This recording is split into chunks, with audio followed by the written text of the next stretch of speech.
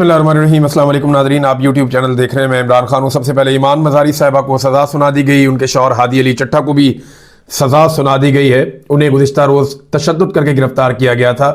कानून नाफिज करने वाले इदारों ने उन्हें नेफे से पकड़ा, उन्हें गर्दन से दबोचा और टॉर्चर करते हुए लेकर साथ चले गए।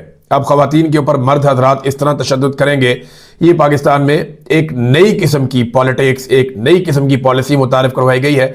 कल अगर मरियम नवाज को या बख्तावर को या उसकी बहन है छोटी आसिफा, अगर इनको चपेड़े चुपेड़े मारे पुलिस वाले या इनको गर्दन से पकड़ के दबोच लें या इनके नेफे में हाथ डाल दे, तो फिर पीएमएलएन कैसे मजम्मत करेगी? ये सवाल तो पैदा होगा ना। अपनी जगह पे ये सवाल रहेगा कि अगर कल आसिफ अली जरदारी की बेटी या नवाज शरीफ की बेटी या मरियम नवाज की बेटी के नेफे में हाथ डाल दे कोई पुलिस वाला और वो गिच्ची से पकड़ ले और पकड़ के घसीटता हुआ ले जाके उठा के पुलिस की गाड़ी में फेंक दे और फिर तशद्दुद का निशाना बनाए, खाना और पानी भी ना दे, तो फिर ये कैसे मजम्मत करेंगे? ये मजम्मत नहीं कर पाएंगे, क्योंकि जब ये मजम्मत करेंगे तो पाकिस्तान की आवाम इनकी मुरम्मत करेगी। इसके ऊपर जो अता तारड़ ने एक ट्वीट किया, वफाकी वजीर इत्तलात, ये ट्वीट हमने संभाल कर रखना है। मेरी पाकिस्तानियों आपसे गुजारिश है कि ये संभाल के रखिएगा। मैंने ट्वीट भी किया है इसको कि जैसा आप करेंगे वैसा आप भरेंगे। पीका का पहला सरकारी और हतमी नतीजा, और अल्लाह से डरना चाहिए, ये इन्होंने कहा। तो ये ट्वीट हमने इनको दिखाना है जिस वक्त ये इस चक्की में आएंगे और इनको इस चक्की में पीसा जाएगा। यानी एक लम्हे के लिए सोचे ना कि आसिम मुनीर की बेटी के साथ यही हो, ये जो अभी हुआ ईमान मज़ारी के साथ। जैसे ईमान मज़ारी के साथ वो आज़ादी मांगती है ना, और क्या मांगती है? इंसानी हकूक मांगती है।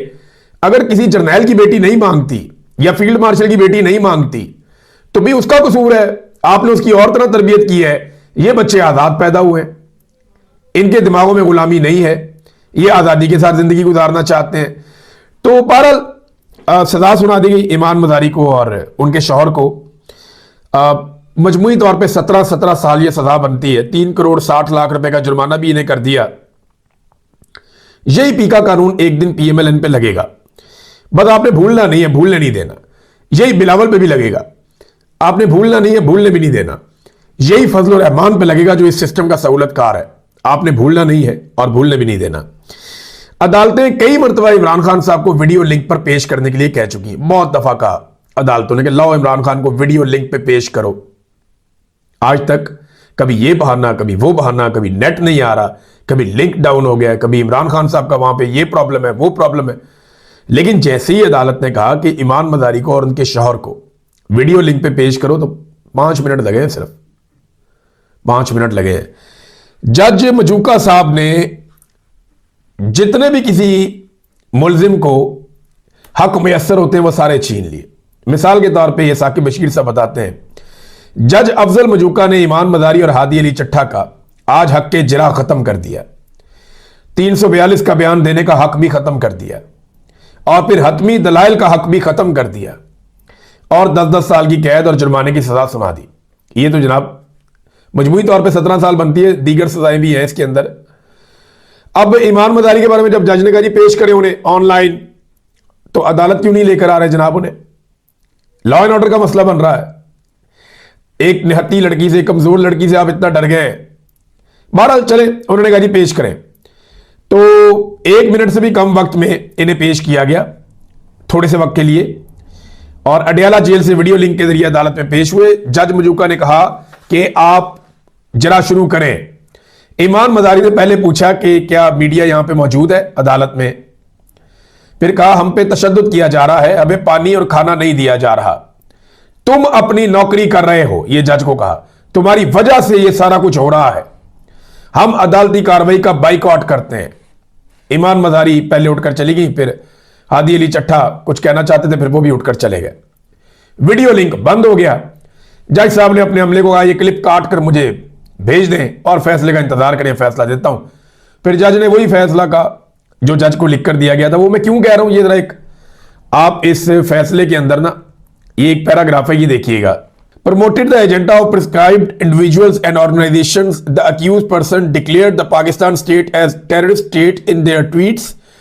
Currently there are 4 countries designated as terrorist states, which are Cuba, the Democratic Republic of Korea, Iran and Syria. यानी आपकी अदालत फैसले में कह रही है कि इस वक्त दुनिया में 4 दहशतगर्द ममालिक हैं, जिनमें एक शाम है, एक ईरान है, और एक कोरिया है, और एक क्यूबा है। अंदाजा करें आप। आपकी अदालत कह रही है। और भाई दुनिया तो कहती रहती है पाकिस्तान इसको मानता है या नहीं मानता। क्या पाकिस्तान ये मानता है कि ईरान एक दहशतगर्द रियासत है? तो हमने जो ताल्लुकात रखे हुए हैं एक दहशतगर्द रियासत के साथ रखे हुए हैं। हमारे इस्लामाबाद में ईरानी सफीर क्यों हैं? हमारी जगह जगह ईरान के कौंसल खाने क्यों हैं? और पाकिस्तानी सफारत खाना फिर ईरान में क्यों है अगर एक दहशतगर्द मुल्क है वो? तो यानी मैं हैरान हो जाता हूं कि ये जज के दिमाग में बात कहां से आई। वो कह रहे जी both the accused persons are advocates by profession and they have fully acknowledge that the Pakistan is not included in the list of terrorist states but they have intentionally in their tweets mentioned the Pakistan as a terrorist state which in fact is the agenda of BLA and TTP। देखिए ये जो जुमले हैं ना, कह रहे जी कि इस लिस्ट के अंदर जो बनी हुई है आलमी सतह पे इसमें पाकिस्तान तो है ही नहीं दहशतगर्द रियासत के तौर पे, लेकिन ये वकील हैं, ये जानते भी हैं, इसके बावजूद इन्होंने पाकिस्तान को दहशतगर्द रियासत कहा। दर हकीकत ये BLA और TTP के एजेंडा को फॉलो कर रहे हैं। अब जरा एक बात आप ज़हन में रखें कि ये जो जुमले लिखे गए हैं ना, ये एक अदालत के जुमले है ही नहीं। मैंने कई वकला को दिखाया, मैंने कहा जी आप इनको पढ़े ना, आप बताएं कि आपको जज ऐसा लिखता है। उन्होंने कहा जी नहीं, ये जज का नहीं है।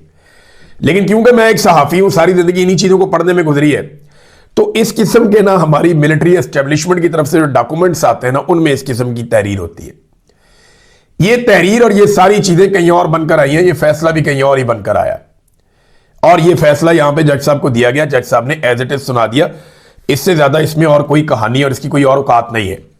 तो मैंने कल पाकिस्तानियों को कहा था अपने बच्चों को अच्छा गुलाम बनाएं, उन्हें गुलामी सिखाएं, उन्हें बताएं कि उन्होंने जूते पॉलिश करने हैं। मरियम नवाज की बेटियों के, उनके पोते पोतियों के, जरदारी के भी नवासियां नवासे पैदा हो गए हैं, उनके भी जूते पॉलिश करने हैं। और जो भी जर्नैल आए उसके बच्चों के भी जूते पॉलिश करने हैं। अपने बच्चों को अच्छा गुलाम आप पाकिस्तान में बनाइए। अगर आप चाहते हैं कि आपके बच्चों को कोई तकलीफ ना पहुंचे, हाँ ये कि आते जाते कोई पुलिस वाला चपेट मार दे तो गिला नहीं करना, आते जाते कोई कपड़े उतार के तलाशी ले ले तो गिला नहीं करना, कोई वैसे ही किसी बड़े आदमी को गुस्सा आ जाए, कोई 4 ठुड्डे मार दे तो ज्यादती कर दे, कोई ऐसी चीज कर दे, आपने बुरा नहीं मनाना। अगर आपकी बच्चियां किसी जज की गाड़ी के नीचे आ जाए तो बिल्कुल आपने माइंड नहीं करना। अपने बच्चों को ज़हनी तौर पर तैयार करें कि अगर जज का बच्चा आपको गाड़ी के नीचे दे दे, किसी जर्नैल का बच्चा आपको गाली दे दे, चपेट मार दे, कोई ज्यादती कर दे, किसी कर्नल की बीवी आपको ठुड्डे छुट्टे मार दे, तो आपने बिल्कुल माइंड नहीं करना। कोई सियासतदान अगर आपको लूट कर ले जाए, आपका कारोबार लूट ले, तो आपने बिल्कुल बुरा नहीं मनाना। अपने बच्चों को अच्छा गुलाम बनाइए। उन्हें बताइए कि अगर पुलिस वाला थप्पड़ मारे तो उसका शुक्रिया अदा करते हैं। कोई बिला वजह आपको तंग करे तो आप बिल्कुल उसकी तरफ मुड़ के नहीं देख सकते। अच्छा गुलाम अपनी आने वाली नस्ल को आप बना दें। ये कर लेंगे तो आपके बच्चे कुछ हद तक महफूज रहेंगे। लेकिन अगर आप नहीं चाहते कि आपकी औलाद गुलामी में जिंदगी गुजारे, तो फिर उठ के इस गुलामी के सिलसिले को बंद करें और खत्म करें ये ड्रामा। ये जो 70-80 साल से पाकिस्तान को गिरफ्त में लिया हुआ, काबू किया हुआ, बेड़ा गर्क कर दिया, मईशत से लेके मुआशरत तक हर चीज का कारोबार इंसानों के तबाह कर दिए। पाकिस्तान का हर चीज पाकिस्तान की के ऊपर कब्जा कर लिया इन्होंने, पाकिस्तान के नजरिए के ऊपर कब्जा कर लिया इन्होंने। तो फिर आप निकलिए और निकलकर पाकिस्तान को अपने बच्चों के लिए आजाद करवाइए। अगर आप नहीं चाहते कि आपके बच्चे इनके बच्चों की गुलामी करें, तो फिर आप गुलामी छोड़ दें और निकलकर चंद दिनों में पुरअमन तरीके से इनका किबला दुरुस्त कर दें। बस चंद दिन की बात है, ज्यादा लंबी बात नहीं है।